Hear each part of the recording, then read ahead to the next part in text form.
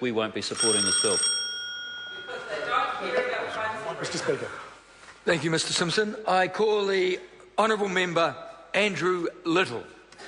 Thank you, Mr Speaker. It's a pleasure to take a call on the Giving Privacy Commissioner Necessary Tools Amendment Bill, and to say how disappointing it is that a member from the government side should say that the reason they are opposing this bill, this very important bill on this very important issue, by saying that it fails to take account of the Law Commission's recommendations as a whole. Well, the problem with that proposition is that the Law Commission's recommendations were reported more than 2 years ago, August 2011. And then more than a year ago, we had the Minister of Justice, Judith Collins, saying there was going to be a bill in the first half of 2013, and we are still waiting. It is not good enough for members on the government side to say this bill doesn't go far enough when they cannot present their own schedule of changes and upgrading of our privacy laws. Show us what you got, I think is the response to that, Mr Speaker. Show us what you've got, because in the absence of anything at all, then we've moved on from Len Brown, I think, Mr Mallard. In the absence of anything at all, then this bill actually does make some meaningful difference and some meaningful change. This bill does two things. It allows audits of agencies, and agencies is of course defined in the primary legislation, pretty widespread, both public and private organisations, and it allows the Privacy Commissioner to order compliance, to take a coercive approach for those organisations that demonstrate a systemic failure in their privacy management. That is long overdue.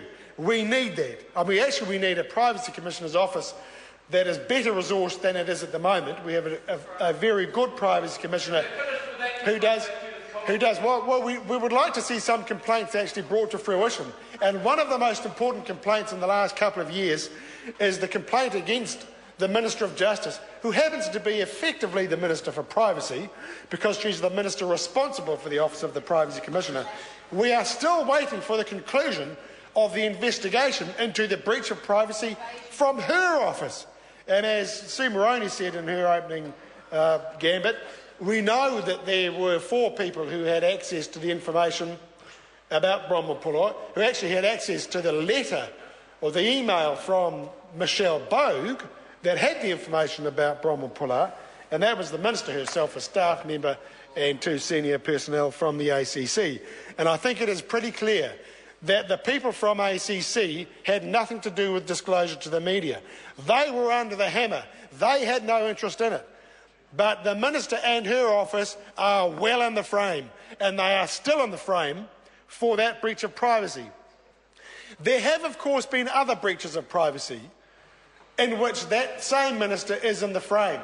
We had the leak of the Kitteridge report, and of course we had a different person investigating that leak, because of course you don't want the same person who's investigated the first leak to investigate the second leak, because then they start to see the pattern of conduct.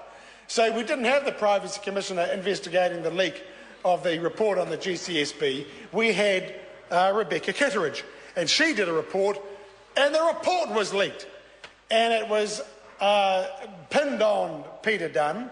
And I have to say, I don't believe Peter Dunn leaked that report. And I am going to say, I think Judith Collins leaked it, because she had the most to gain from that leak. And then, of course, associated with all of this is her relationship with a person called Cameron Slater, otherwise known as Whale Oil. He's been in the news a bit lately for another breach of privacy. Not Len Brown's privacy, he's a public figure, but the breach of privacy of Bevan Schwein. And, Mr Speaker, I just say, Mr Speaker, no wonder this government doesn't take privacy seriously. No wonder we have a Minister in charge of the Office of the Privacy Commissioner who has no interest in beefing up our privacy laws, because she sits at the centre of some of the most egregious breaches of privacy that we've seen in the last 2 years.